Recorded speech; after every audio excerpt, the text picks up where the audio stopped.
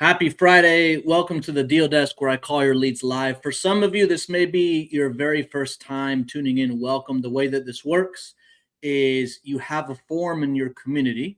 If you get a lead, maybe you're stuck, maybe you don't know how to approach them, maybe you got an asking price and the reason they want to sell, but you don't know how to overcome those those obstacles, those objections to get it across the finish line. This is what this is for. Okay. I will not encourage you to submit cold leads, even though I don't mind calling cold leads, but don't try to just find anything and never talk to them or pre-qualify them and just submit them. I want you to learn what it looks like from people that actually want to sell and need to sell. If they are listed, that's okay, right? I prefer that you did speak with the agent.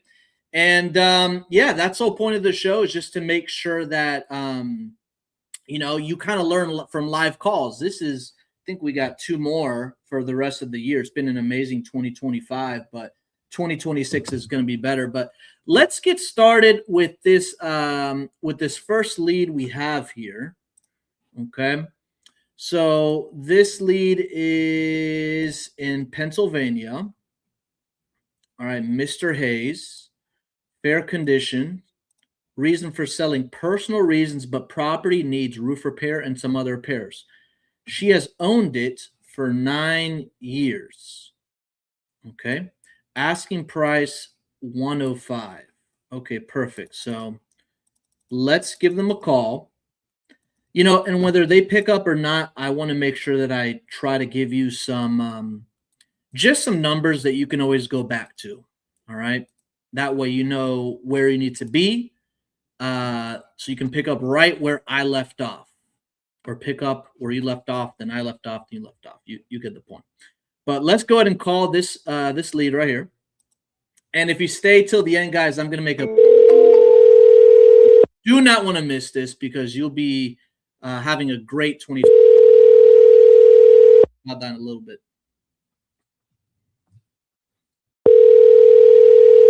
Let's run some comps on this. See what this looks like.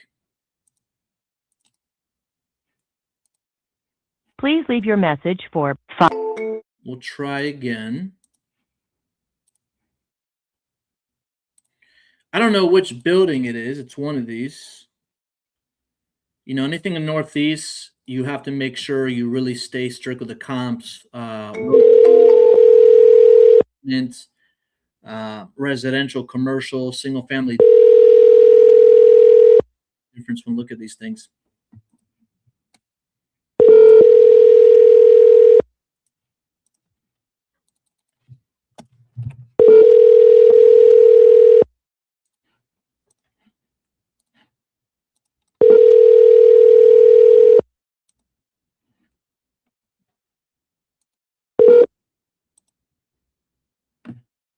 Please leave your message for. They didn't pick up, but something I noticed here is that, I don't know if this isn't incorrect data, but it says active right now for $40,000. And they're asking me how much on this? 105. It says days on market, 2,836 days. And it still says active with Mr. Kevin with Classic Properties. Yeah, this ain't going to move anywhere. Let me take a look at the comps. If it's active for 40,000 for that long, let me do some math here real quick. How long is that? 7 years, almost 8 years on the market. That could be incorrect data. I have to make sure that I look at, let me see. Let me look at the comps. It's one of these. I do know it's a row home. I think it's this one right here that's boarded up. I think it's this one. And it does need some work. There's a lot of buy and holds here. The square feet. What is the square feet on this? Doesn't say. It says commercial office slash residential mixed use. So we have to be careful with that. And then it says multifamily here. Okay, so we got to look at all that stuff. Multifamily. some of these mixed use houses, properties, we have to make sure that when we're looking at the comps, that we're also looking at the similar, because it says property type here. Yeah. Commercial / office / residential mixed use. There are some comps here, but why isn't it moving at 40,000? And my rule of thumb is that if something's listed, let's say for 100,000 on the market, on the MLS, we want to make sure that we're at least $40,000 less. Okay. Because I don't know what you're going to do with it. If you remarket it, you can't remarket at the same price. But this one, I mean, you'd probably, this area is not that good. Yeah, there's not much going on. Let me see, look at this comp here. We'd have to be at like 10 to 15. I don't see this thing moving. You got to be at really deep discounts. Okay. One thing I want to make clear, and I'm glad, some of you hopping on here. So here's one thing about this industry, right? This real estate investing space. I had somebody tell me today that actually this comment either comes from newbies that don't have the right training or people that are just doing it completely wrong. If you ever feel like you're talking to a homeowner and you're lying to them, that's because you're doing it completely wrong. When you're looking at these properties, remember that wholesaling is an exit strategy. When you're looking at these properties, you have to look at it as if you're going to actually buy it yourself. I don't know if you're going to flip it, rent it, wholesale it, whatever you do, you have to look at it from that perspective. And so many people are afraid to tell the homeowner that you're going to remarket it when there's actually nothing wrong with that. As a matter of fact, just to give you a quick example before I move on, as a matter of fact, we sold a deal from a JV in Miami with a real estate agent. It was sent to me. I made an offer. It didn't make any sense. I said, I may not be the buyer for this, but if you give me 10 days, I'll push this out to my network, but I need an agreement in place. They were okay with that. We didn't get the offers we wanted. We did negotiate to a better price with both sides, and we got the deal done. My point is this. Wholesaling is an exit strategy. Put yourself in the buyer's shoes when you're looking at these things. Don't ever lock them up just to lock them up. Okay. And if you ever feel like the deal might make sense, it might not, just say, hey, this isn't a good fit for me, but if you give me 10 days, I can push this to my network. I don't want to tie you up for 30 days. Just give me 10 days. It doesn't cost you a penny. You'd be surprised how many homeowners will be okay with that. Because why won't they list it with an agent? They don't want it on the market forever or tied to a contract forever. Maybe they don't want to pay closing costs. Whatever the case may be, if you feel like you're lying to people, that's because you are lying to people, or you're just doing it just wrong. You're just doing it wrong. So always be upfront, transparent with people. Trust, integrity, and transparency are the only things that are sustainable in this business. This business is getting highly regulated, and I am all for it because there's always bad apples in each industry. And the way I see, I think eventually in the future, everybody's going to have to end up being licensed, and all you got to do is pivot. But please keep that in mind when you're looking at these things.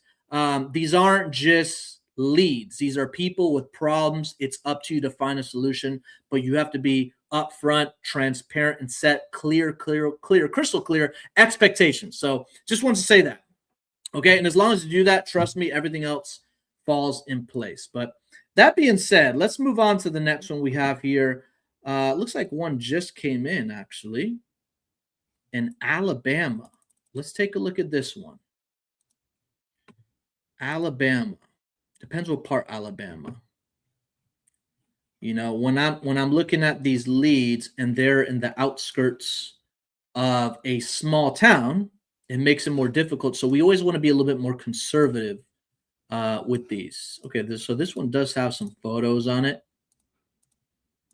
And it looks like these were taken, 2023, it looks like. Okay. They're not, I mean, it's okay.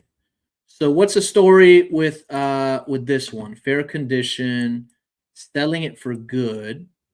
Okay, that's the reason for selling. All right, let's give them a call. It's not listed. It is off market. You know, something's off market. Like I try to just talk to the homeowner first, because if they don't pick up, I mean, you know, then what? You don't want to run comps and all that stuff. I'll always run some quick soft comps for you guys the best and fastest way I can in a timely manner.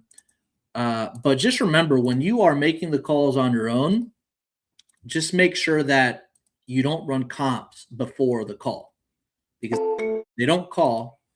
If they don't answer, you've wasted valuable time. All right, let's see if these people. What's their name? Ray. Okay, let's run some comps here. Your call has been forwarded to voicemail. Okay. And I'll be calling some lead house leads here in a minute as well. All right, let's call this lead back one more time. And then this is a lower price point area. So there's only. I try to be in markets where, like, you know, the medium high range. Your call has been forwarded to voicemail. 350. Once you get into these smaller markets where the values are significantly lower, there's only so much room you can negotiate, and there's only so much equity and spread on these deals. And that's why you don't really see investors in these small towns. You will see transactions happening, but 9 times out of 10, those are just going to be homeowners. There's not going to be many investors. So this property looks like it's sold in 2023. I mean, you do have some photos here. It's a nice tree. Has an older roof. 88 is the price. 74 days on market. You know, it took a little bit over 2 months. There's actually a bunch of photos on the listing. It's very clean. Now, what should you offer this? Well, the estimated value is 104. They purchased it for 88. Now, what does that tell me? If somebody purchases a house for 88, and let's say the estimated value is 104, they probably will not want to go below that 88 or even close to that 88, because people don't sell to lose money. Most people don't want to even sell to break even. They want to make something. So why do I say that? I just want to, you know, plant seeds in your head. Start thinking about these things, because it's going to help the way you negotiate with people on the phone. So some people don't want to tell you a number, okay? But you already kind of know where they have to be at or where they're at, all right? Let me take a look at the comps here real quick. I know that they're not going to go below 88, but depending on how motivated they might be, they may be okay with terms. And that's one of the things that in 2026, you know, I'll be making another video before the end of the year, but you have to have more tools in your tool belt. And you don't have to know everything. Sometimes you may know a partner, a JV partner, a mentor, a coach, a community with people that have those tools. Don't ever feel like when you're starting out, you have to know everything. You should never feel like you know everything. The second you think you know everything, you stop. To this day, as good as I am on acquisitions, I don't feel like I know everything. I always feel like there's ways to improve and there's ways to grow and learn. Now, back to this property. This is a 3-bedroom, 1-bath, 1,073 square feet with a carport. That's important when you're looking at comps. I don't want to look at stuff, you know, if it has a garage and it's sold for more, you know, I'm not going to value that our subject property about the same price. I'll value it a little bit less. Now, the subject property doesn't have carport or garage. Okay, that's a good sign. So here's a comp right here. Okay, this one actually sold for $90,000 to an investor. It does not have a carport. It does not have a garage, but look how clean this thing is. It's in great shape. It's not renovated. It's not a tear down. It's just fair condition. Looks like they're doing some work here in the back, but this sold for 90. What that tells me, if you plan on assigning the contract, you want to make 10, you have to be at 80. They purchased it for 88. I don't know their situation, but I don't think they're going to go less than that. So that's one of the things you want to take a look at. Another one, this one sold for 56. This one looks like it needs some work. Ours doesn't seem like it needs some work. But this is how you run comps. You want to take a look and see, well, what's the highest sold one? What's the lowest sold one? And what was the condition of those? And then I do see one buyer buying multiple properties in this area. Look, this is another good example. This sold for 92. Okay, this sold for 92. And this is in fair shape. I mean, these pictures look really old. I don't know if that's what it looked like when they purchased it, unless they use an Android. No offense to Android users here. Who uses an Android? And there's no right or wrong answer. I'm just curious. One of my brothers uses Android. I don't know. Anyways, let's see what we got. Why don't we take a look? Oh, by the way, for this one, I wouldn't go above 80. I wouldn't go above 80. As a flip, a buy and hold, or wholesale. It doesn't matter what you do with it. Do not go above 80 for this. And don't ever feel bad if they say no. Embrace rejection. It's part of the process. You got to get through a lot of no's to get to a yes. This is a numbers game. I'm telling you, this is a numbers game. All right, let's take a look at this one. This one is in Kentucky. Let's see, what do we got in Kentucky? I feel like I called this one not too long ago. Maybe I didn't. Some of these properties, sometimes they all look the same, very cookie cutter, which makes it much easier for the comps. Okay, well, this one in Kentucky, brick, I'm just going to call them. Let's see, why do they want to sell? Let me look at the story first. So, it needs some work. They inherited the property. They're asking $250, and they're looking to sell it ASAP. Okay, perfect. So I'm just going to call them, and then let's run some comps on this.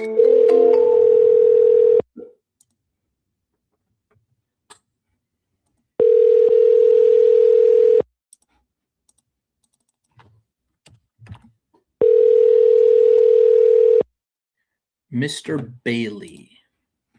Your call has been forwarded to voicemail. The person you're trying to reach is not available. Let's call you back one more time. Also, follow up. I got to make some shirts in my community. One says, those two things will get you deals. Doesn't matter how good or bad you are.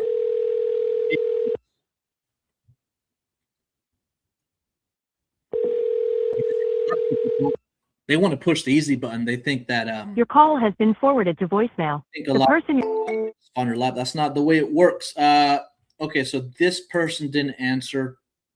And if any of these are inbound, like for example, Lead House puts them in here, I'm not gonna. No point in me running comps on some of these. If it is your lead, I will run comps. So let's call this next one here. Okay, so I called that one in Pennsylvania. Okay, here's one in Naples. Let's take a look at this one in Naples. Oh, this one's interesting. That's one thing I like about real estate. There's so many, some of the properties are cookie cutter, but some of these properties are very unique. A friend of mine, actually, they did a direct mail campaign, and they came across 36 acres that used to be an abandoned zip line park. And they got it at a good price, and they're selling it at a much higher price. But you just never know what you're going to run into. All right, so this one in Naples, okay, it's got some land. So what's the situation with this? Unknown is this. I think this one's listed. Let me just double check. It's for sale by, oh no, it's not for sale by, it's with an agent. 22 hours, 44 saves. Welcome to your private Naples retreat, where space, tranquility, and the Florida lifestyle comes together on an impressive 2.27 acres of land. Okay.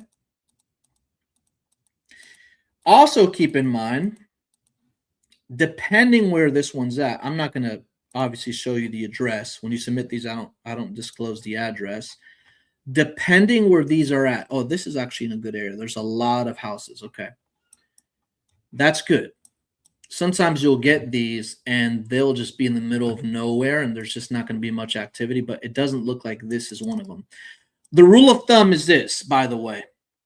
Here's the rule of thumb. When it's listed with an agent on the market, you automatically have to assume that you got to be 40 to 50K less already, depending what you're going to do with the property. Okay. All right. Well, let's give them a call. They're asking 370. Now, if you submit leads that are listed, I'm just going to run some quick comps for you. And I'll let you know kind of where I think you should be at, because right now this thing looks really high. Let's see. Actually, it's got some good sized land. That's what it has going for it. That's good. Okay. 2.27 acres. The house is in great shape. These pictures on Zillow, I mean, it doesn't look like this. The inside of this house does look like it needs some work. It needs some work. And the house is blue. These are old photos. That's strange. So this is what the house looks like now. It's blue. Okay. So PropStream says the estimated value is 349. They think you can be at 244. It says estimated wholesale price 244. They actually just bought this. Hold on a second. This is why I like looking at data, because sometimes the data will tell you the data. This is why it's so important to have PropStream or some other platform. When you look at this stuff, they bought this for $250 4 months ago. So, you know, I already know that they'll probably want this out of it. They're asking $370, by the way. Is this a good investment at $370? You know, we'll find out. I'm going to run some comps here. Let's see. Number one, when I'm looking at comps, what is the highest sold comparable property? Right now, I don't see any comps that have sold in the last 12 months similar to ours. And a big part of that has to do with square footage. Okay, so sometimes if you don't see any comps, decrease, put at 0. I'll make a video about this because I think this is one of those things that you got to make adjustments to in 2026 to really be laser targeted on how to make offers quickly. But eliminate the minimum square footage. If you still don't see any comps, okay, let's go out 2 miles out. There's actually not much going on here. Okay, so I just had to extend the radius a little bit. Okay, so here's a good comp. Wow. Okay, so there's one that sold 2 months ago for $405. But this was built in 1991. It's a block home with a 2-car garage. Ours is 1988. It's not a block home. Okay. You always want to look at a couple comps. So, like, for example, this is the comp that came up. This sold for $405. This isn't really a comparable home. 2-car garage, block, sold for, oh, hold on a second. It closed out 415, it says here. Okay, well, our people are asking 370. So now I'm going to look at another one. And you always want to look at the closest ones as well. If it's on the same street, even better. Oh no, that's the one it did sell for 415. Which one is sold for 405? Okay. Yeah. Okay. Now let me go use this other platform here and see if I can find anything else. I don't want to spend too much time on this, but I do want to kind of let you know. I do think 370 is high. They got it at 250. So, dang, some of these are 2,000 square feet. They bought this for 42,000. That's crazy. Now that doesn't mean. Oh, now I know why. Because it's new construction. See that? Let me see. 2023. So it sold for $500,000 last year, but looks like the value's more in the land. They bought that lot for 42,000. Here's another one. They bought it for 90,000. And then this came up. When you're looking at comps, you got to be careful because sometimes it'll show an ARV of a new construction property. That's not a comparable. Okay. So I do see one over here. Hold on. I do see one that sold for 300,000. Dang. Hold on a second. Another new construction. This must have been a multiple lot sale. So you have a lot of new construction here. So if there's this much new construction, this probably tells me that it's more of an area. I mean, if there's ever an older house just surrounded by new development, new construction, it's probably not the best exit strategy to flip the house. It's probably just to tear it down. What I'm looking for is properties that are not new construction. There's everything's like new construction here. They're buying the lots for 42. Oh, here we go. Is this new construction? Let's see. Doesn't look like it. Let me see if I can find some more data. So let me pull this up on PropStream. It said it sold for 491, but they bought it for 120. Gator Investment. Okay. So, 370 is not a good price. Yeah, this is new construction. Dang, they paid high for this? No, they paid 120. Everything's new construction. I don't see a single comp that is not new construction. Let me do this. I'm going to filter the year built. I mean, the only one that's not new construction is at 415. But I'm going to filter the year built. Oh, here we go. I think I found one. It's a few streets down, but I think I found a couple here. There's one for 350. Okay. So this is good. This sold for 350. It's not a new construction. I mean, this is pretty close. Single family. I thought it was a mobile, but it's not. All right. Well, this sold for 350. So, I mean, that's the closest. There is one that sold for 420. So, I mean, was this? Hold on. Let me just make sure. Yeah, this wasn't an investor either. This is just. I think you got to be around 200, somewhere around there. Yeah, 200. All right, let's call the agent. You see how much time it takes just to run like some soft comps. That's why I always want to give them a call first. But this is, you want to take a look at all the details and make sure you're making smart offers. If this thing sold for 350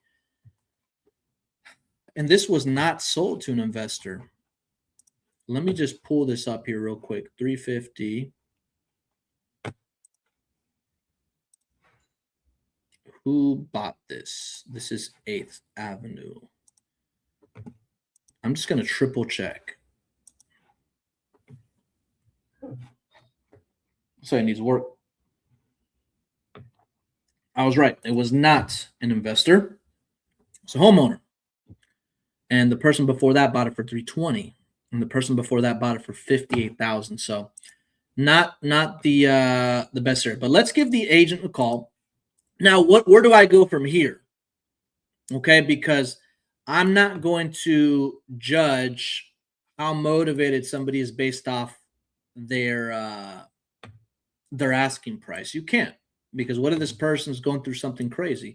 I don't know. But I do know when I'm looking at these properties, the days on market, the saves and the views will tell me how much interest there is interest on this property. I just don't know if it's going to be a homeowner. But let's call Mr. Carol Gonzalez. Let's see if they pick up. Call from my Florida number here.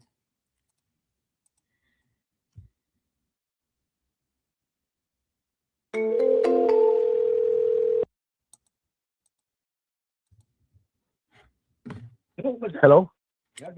Hey, Mr. Gonzalez. Hello. Hello. Oh, a second. Let's try calling him right back. I don't think he heard me. He sounded busy. I can hear in the background. So, what is this conversation going to sound like with the agent? Well, it's simply just to gather information and get a gauge to see where they may or may not be at. I'm not going to, try to hard close them or get them an offer or any of that stuff. I'll try to see, I want to gather information. Let me see, 239. Okay, here it is. Let's call him back.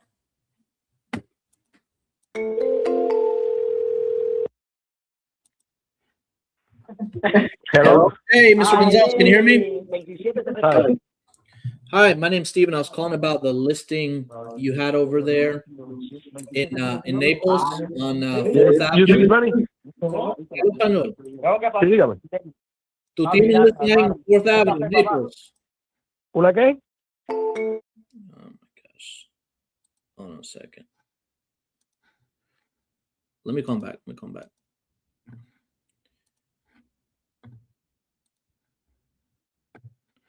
Mr. Gonzalez. Is that him? Oh, no, that's somebody else. Let me call this guy back. Hold on.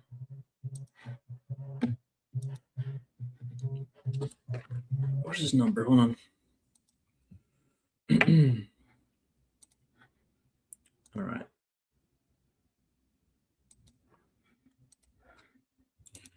I lost his number. Let me try again.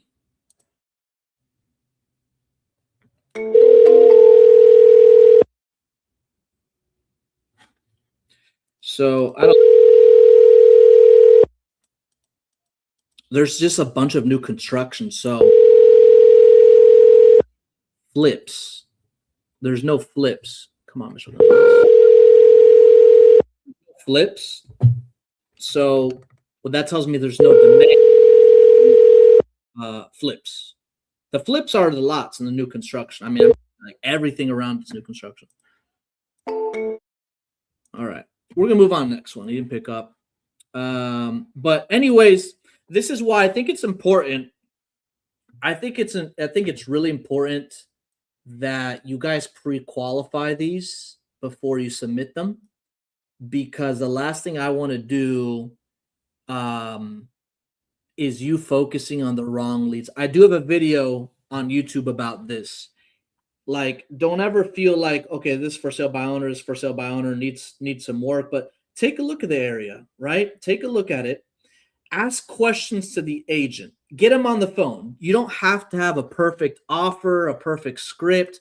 Just get them on the phone and ask some questions. I can almost promise you, I never guarantee or promise anything because I can't control what you do, but I can almost promise / guarantee, if you do the work, that your conversion on closed contracts will increase drastically when you call, pre-qualify, and then submit it to me, and then I can really dig in. But if you submit something without talking to the people, you're just kind of like throwing stuff at the wall and just hope what sticks. And I want to see you be successful. So just be very picky about the leads that you go after, because your time is valuable, my time is valuable. Try to get some information from them, because imagine if I called this lead. Let me just put it to perspective. If I called this lead and the seller wasn't motivated, it's not a lead.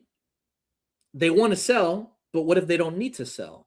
What if there's no comps for flips in the area? What if it's all new construction, right? Remember, they're at 250. I already know we have to be around 200,000, right? So just keep that in mind. And PropStream's a great tool. By the way, I'm surprised more people haven't done this. I am running a free PropStream giveaway. I do it every year. If you are not in the community, or if you are, you can head over to my Instagram. You just got to tag 3 people, and that's 1 entry. If you repost it on your story, that's 1 entry.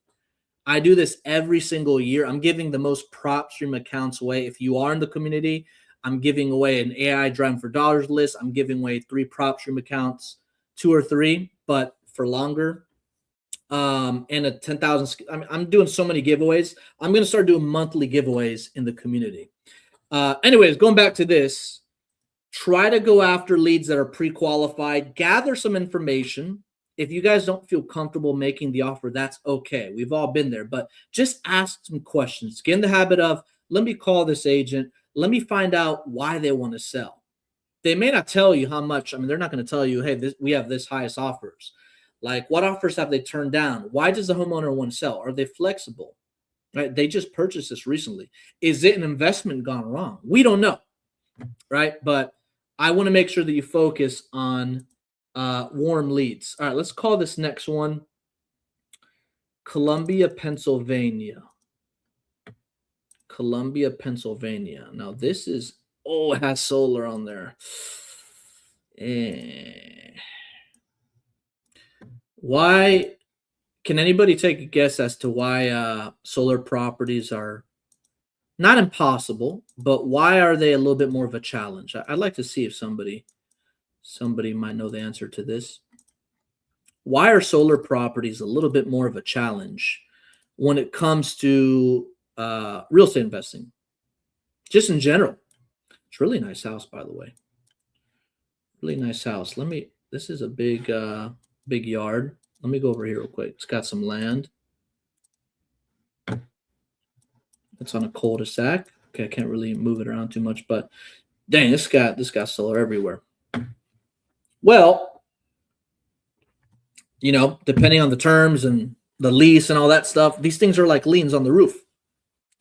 And when you are going to resell the property, let's say the last solar deal I did was in Tampa, but it was like pulling teeth because the property was going to be an Airbnb, and when you resell it, it's going to be a little bit more of a challenge, depending if there's a lease on it, how much time is left, transferable panel. Like, there's just so many moving pieces. It's not impossible to do solar deals, but just be very cautious about that. I'm going to call these people anyway. You don't want to disqualify them and throw them in the trash. It's just something that you do want to keep in mind. Okay. All right. Let's see. Let's find out the situation first here. Need some work. Divorce lead needs to sell ASAP. 366. All right. Let me go ahead and call them. Willow Lane. Your call has been forwarded to voicemail. Okay, I'm going to call them right back. Your call has been forwarded. This goes to voicemail, so the phone's probably off or it's on Do Not Disturb or whatever. Let me take a quick peek at this just to see, because these properties, it looks like it's in good shape. But I'm already thinking novation on this. ARV, what's the square footage on this? Hold on a second. Because if this is similar square footage, there's one that's sold in the same neighborhood. Okay, 1929 heated square feet. Yeah, ARV's 425. Okay. Yeah. And then there's one. Oh, that's not comparable. There's only one in this neighborhood that an investor bought. They bought it for 285. They flipped it for 425. I don't know what the inside of this looks like, but I do know this. This one's fully renovated. I mean, it looks different. I can't really see. I think that's a garage. I can't really tell. Let me go over here. I can't see. Can't really see. But where'd that other property go? This renovated property, this sold for 425. It's only 800 square feet smaller, has a 2-car garage. This is fully renovated. So the ARV is 425. Now with novations, we don't look at ARV.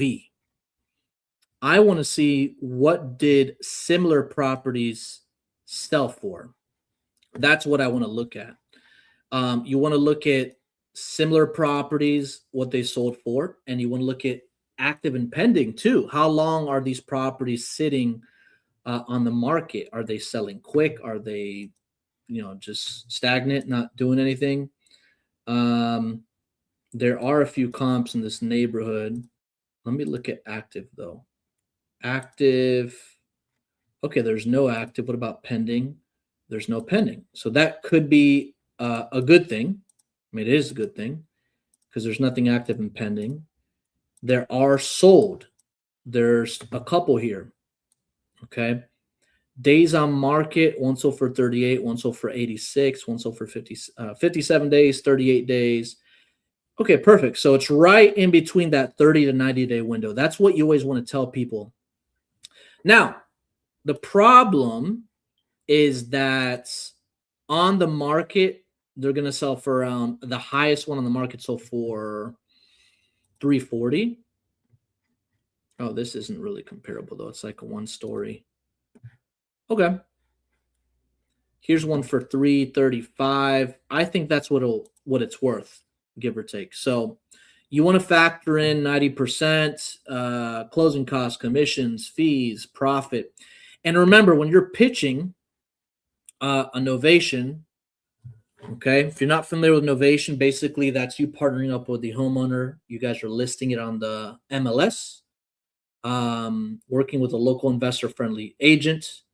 The homeowner has to be completely on board with everything. If they get stuck or they don't understand what's going on, it's not going to work. You're not the buyer. You're listing it on the market for them. Now, why would somebody do that? Because they don't have to deal with the agent. They don't want to pay closing costs or commissions. It's almost like a concierge service. Okay, so we have a few of those going on. Those are not quick deals. They take a while. So you do have to set better expectations with people that, hey, this could take anywhere between 30 to 90 days. If you're okay with that, here's the next steps, right? Because getting them to understand how it works is half the battle. You also have to set clear expectations as to how long is this going to take. All right, let's look at another one here. Richwood, West Virginia. And it looks like this is a commercial property, I believe. Let's see the details here. 89 acres. All right. Awesome. Let's give him a call. See what's going on. 89 acres. This is not the property. You can hear the audio.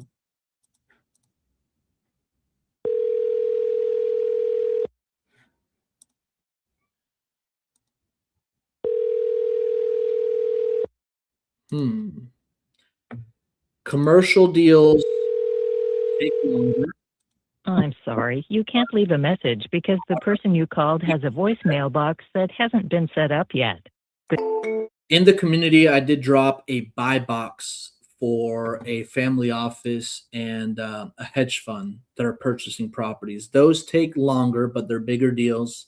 And I think they're easier transactions. As long as you know what you're looking for, and you know what you're doing, those are usually great deals.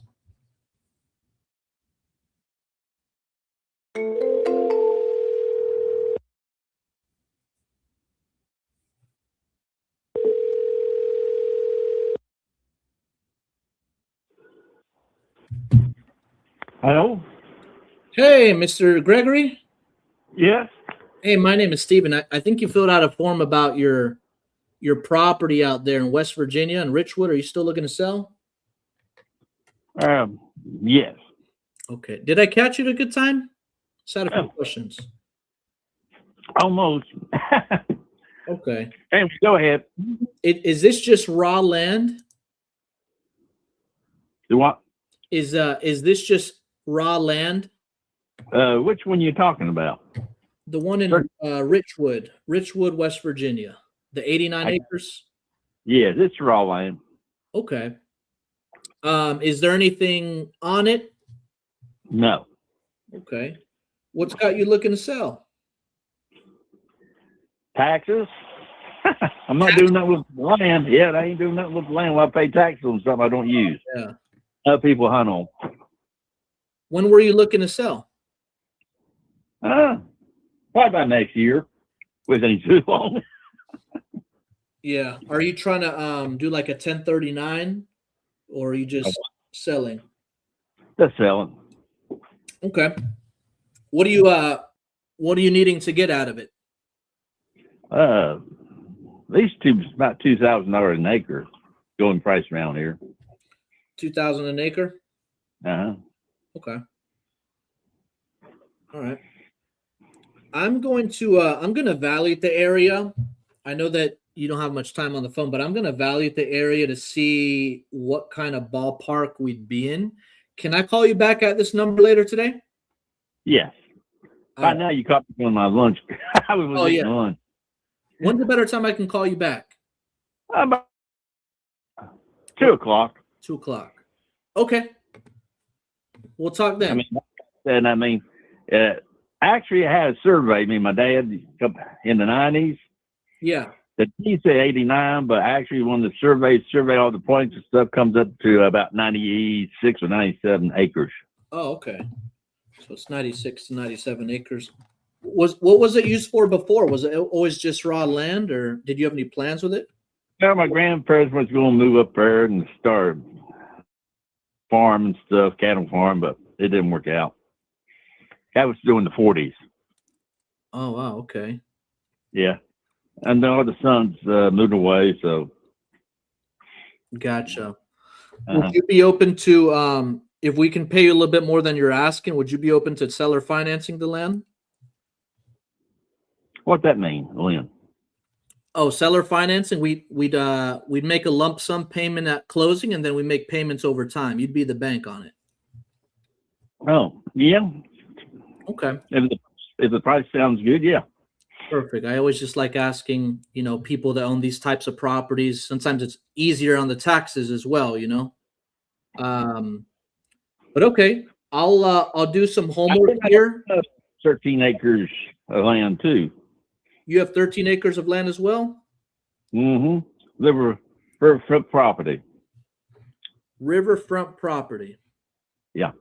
Same area? Same area. Now, if you go on Google Map, you see where they got the Comstock Bridge or Bridge Avenue. From Bridge Avenue, you go east to Oakford. It's on the river. I own the north side of the river. Okay. What are you asking for that? Well, I got 3 buildings on it. I was offered $175,000. Mm-hmm. Okay. Are those vacant buildings?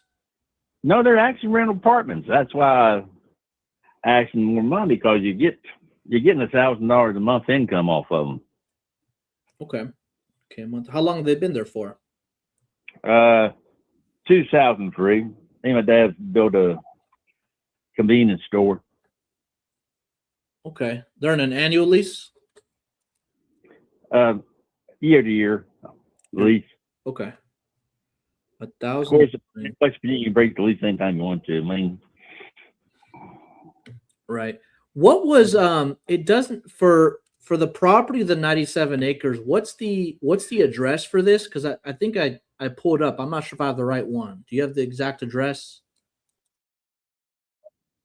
and now I need to look up it's if you go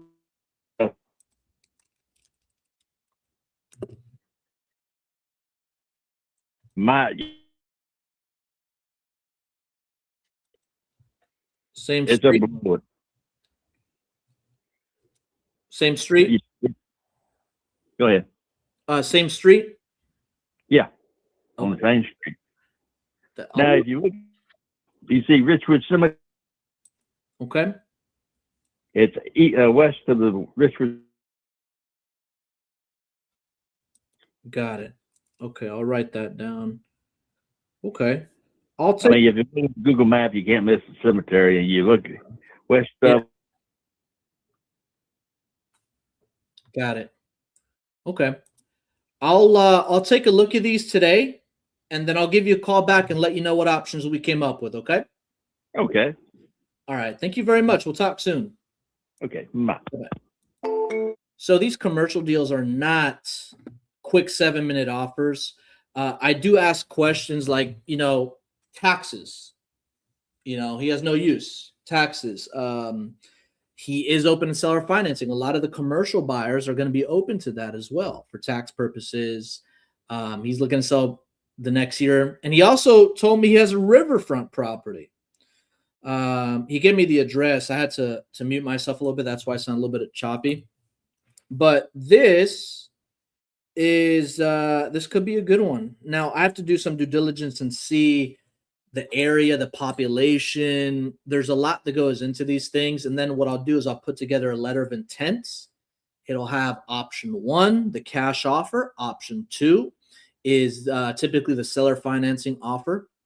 And then option 3 is the retail buyer program, is what we call the novation, where we relist the property. Okay. But this could be a good one. They just take longer, but they're great deals. And I have some buddies that buy these kinds of properties. I don't know if they'll buy in West Virginia, but there are buyers out there. But that's a good lead. That one came from Lead House, by the way. Lead House is starting to sell land and commercial leads. Okay. I mean, this is a whole different asset class where, the deal size is significantly larger. One deal, I had a friend that one deal could be, if he was just wholesaling and flipping, like that one commercial land deal made him more than he did in 3 years.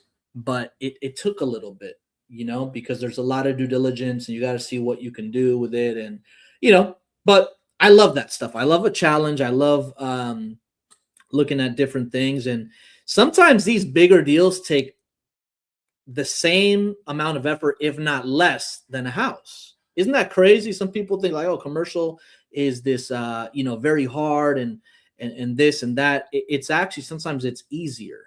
And it takes the same amount of effort, same marketing and everything. So thank you, Lead House, for that. What was I going to say? Guys, one of the plans that you need to have for 2026 is leads. You got to have, if you don't have leads, you don't have a business. Okay. I'm going to put here in the chat, you need to schedule a day to talk to these guys at Lead House. Just schedule it and see if it's a good fit for you, because cold calling, it works, but there's just so much things going on right now. My favorite lead source is Inbound Leads. So I put the link here. You can check these guys out. They're the real deal. We've done a lot of deals with them, but now they're starting to open some things up in the commercial side. And they cracked the code on this stuff. I'm really happy. So make sure that that's in your 2026 plans, is what lead sources am I going to do? Maybe you're new and maybe you have to generate your free leads and That's fine. But once you get that first deal, where am I going to reinvest a majority of that? Once you get your first deal, you understand the process. Okay. Now, I did say I was going to make a special announcement today. Okay. So let me pull this up here. Some people knew this in my community, in the Facebook group, that is. If you're watching on YouTube, or you came from Instagram or whatever, you need a community, a coach, a mentor to do this business. If you want to do it faster, you can do this by yourself. Anybody can do this by themselves, but it takes a lot longer. I thought I could do this by myself when I started in 2015. Is like when I first started learning. In 2026, when I got my first deal. Dang, it's been 10 years. That's crazy. So when I tried doing this by myself, it was a long, lonely road. Just to get that first deal, it took me 8 months. So yes, you can do this by yourself, and that's great, but you need a community, you need guidance, especially the way the market is now. I mean, you're going to 2026. So why am I telling you this? Well, now my community on Skool is free. It is free, Free, free.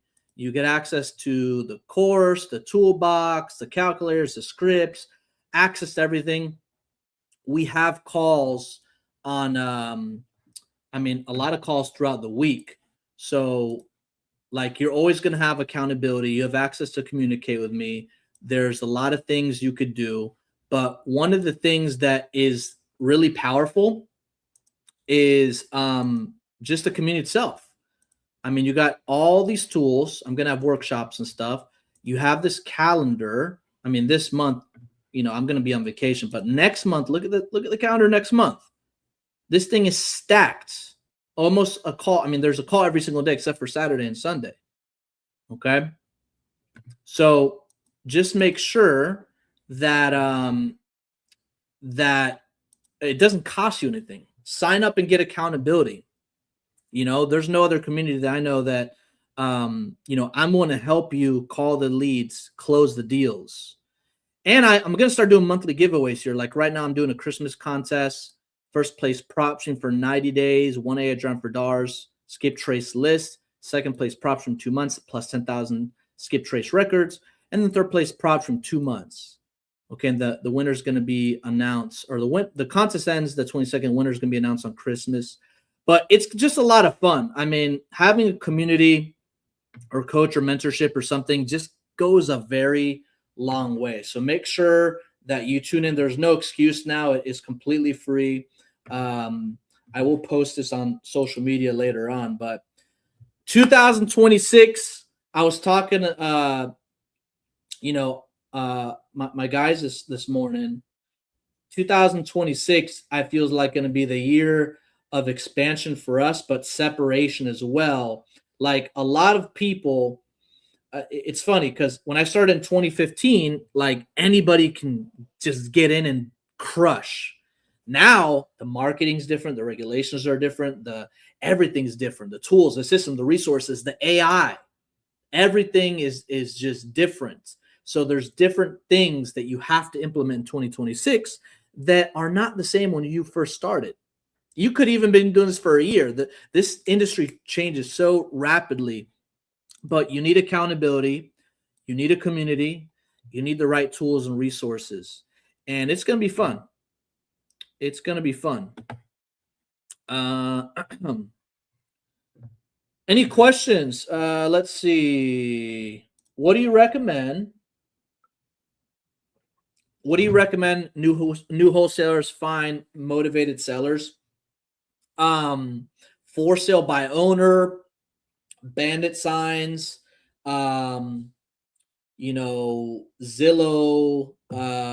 Dime for dollars, like all these things work. And, you just got to make X amount. Like if you can make 30 offers, like if you can make 5 offers a day, Okay. That's the goal. Okay. You should have at least one accepted offer or lead, like a week.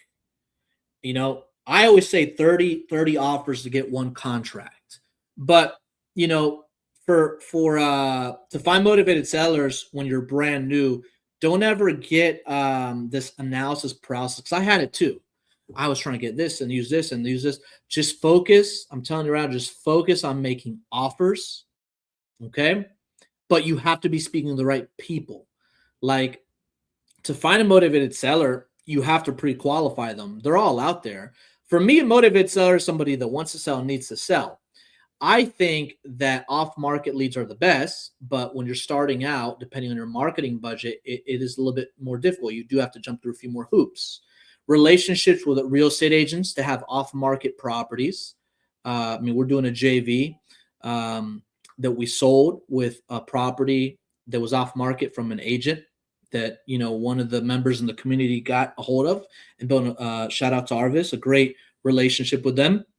Okay. And then on top of that, driving for dollars. Listen, driving for dollars still works. My very first deal was a driving for dollars lead.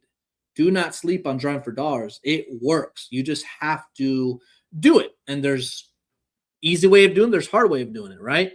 I think the easy way is using AI, but if I was new, I would just use Google Street View. There was a session in the community where I just went on Google Street View. I said, oh, this looks like a, distressed property. I skip trace them and I call them while on the Zoom call. And this guy had 20 plus properties. It's just a matter of doing it. And, some people are limited on time because they have a part-time or full-time. Don't let that stop you. I once had 4 full-time jobs, or four part-time jobs. And in between lunch breaks, I made calls late at night. I looked at leads and I made a spreadsheet, and then I got, I dropped one job. I took on, I just did what I could with the time I had. There's just no excuses. Everybody has the resources to get deals. Everybody. But those are just a few free ways. JVs, cold calling, driving for dollars, for sale by owner, Zillow, solar panels, lease or owned by. Yep. Lead House don't want to deal with new wholesalers. Well, it's not even Lead House. I think that I think it would be a disservice for a company to accept everyone. I'm just saying that for an inbound PPC company, if they take you and you're brand new, they're probably looking to make money off you because I'm telling you right now, if you're brand new, I'm just talking about newbies, right? If you're brand new and you spend an investment on inbound marketing and you don't know how to, not that you're not capable of, but when starting out, you just don't know what you don't know. You're not in a position where your acquisition skills are just not there yet, and you sign up for any inbound PPC company, you're going to be throwing money out the window and you're going to be very frustrated. Because what I see is I tend to see a lot of newer people that do sign up with an inbound company expecting contracts fall in their lap. They don't see the behind the scenes, negotiation, follow-up. Not every deal is going to close. There's just a lot. So, if it's not a good fit, it's not a good fit right now. It doesn't mean it won't be a good fit later. But that's why I say just get on a call and see, just get on a call and see. So that's what I said about that. If you're new, whether it's Lead House or not, I don't recommend you do don't sign up with any inbound PPC investment. It is an investment. It's not a one size fits all. There's different plans and stuff. But when you're new, focus on making offers and calling leads and sharpening those acquisition skills, because what was it that I heard? If you can't close free leads, you're not going to close paid leads. Nothing's going to change. They're both leads, free or paid. Focus on building up your skill set, your acquisition skills. Because once you get an inbound PPC and you're locked in, like you're locked in. It's really on you. So, and if you're part of my community, I'm here to support you and help you and make those calls with you. But just that's just my 2 cents. Knowing what I know now, that's crazy. December, man, it was like December 2016 was I first got my check, my first deal. So it's been 10 years since I officially got my first deal. And I worked so freaking hard to get that first deal. I can't imagine if I signed up with a company that provided me a bunch of deal leads that I knew nothing. Like, even when I got the deal under contract, I didn't really know what I was doing. I had to go to a networking event, ask questions, and it was just a big mess, but I got it done. But move at a pace that that is sustainable to your work ethic, your availability. Because I will tell you this: these inbound leads, if you don't call them within a few minutes, it's on to somebody else. It's on to somebody else. So, prop stream, yep. Code violations, good source, absolutely. How to run comps the old school and not using any softwares like PropStream. You can run comps. The old school way for me is the 70% formula and just looking at Zillow. It does work. Is it sustainable depending on how far you want to take this? No. But the 70% rule, I do offer an offer calculator in the community just to give soft numbers. Code violations is a list. It's a list. Yeah, as a matter of fact, let me show you guys something here real quick. So, like, I can make a whole video about this, but let me just share my screen here real quick and show you.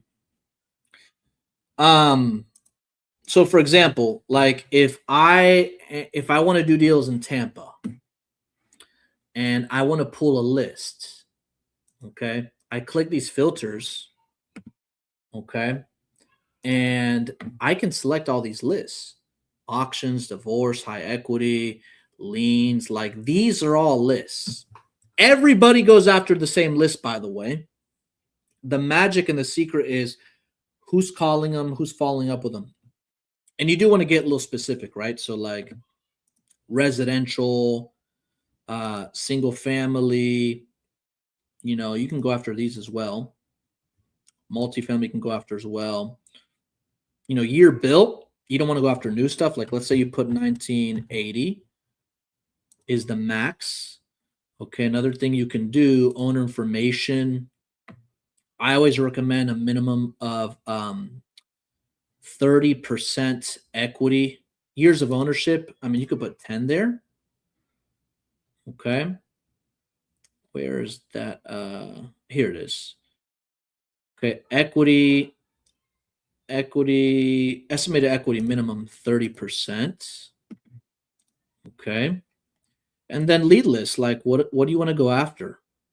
Okay, pre-probate's good. Remember, you can get properties under contract. You just can't legally close until it's completed. Okay, pre-foreclosure, very time sensitive. Tax delinquent, zombie properties, tired landlords. I mean, there's so much. There's a lot of stuff out there.